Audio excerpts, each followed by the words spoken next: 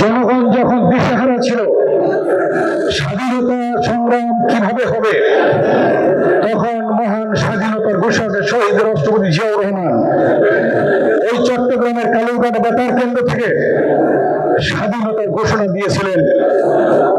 আপনাদের মনে আছে? জিয়াউর রহমান ঘোষণা দিয়েছিলেন এবং দেশ স্বাধীন হয়েছে, সশস্ত্র সংগ্রাম শুরু হয়েছিল। এর পরবর্তীতে আপনারা জানেন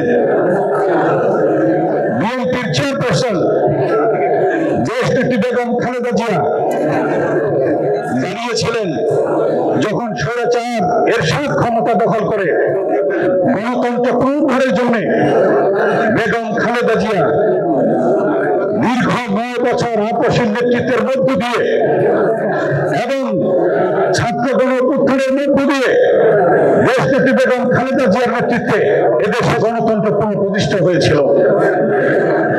তার পরবর্তীতে আপনারা দেখেছেন দীর্ঘ 16 বছর স্বৈরাচারী ফ্যাসিস্ট হাসিনার বিরুদ্ধে আন্দোলন করে জনাব তারেক রহমানের নেতৃত্বে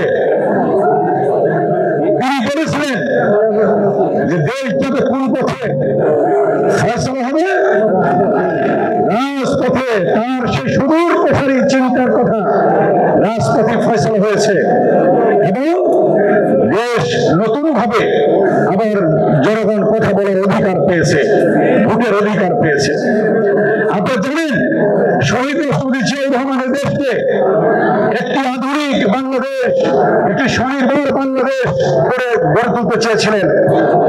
জিয়াউর রহমানের সময় চাল এই বাংলাদেশ থেকে রপ্তানি হতো, আমদানি হতো না।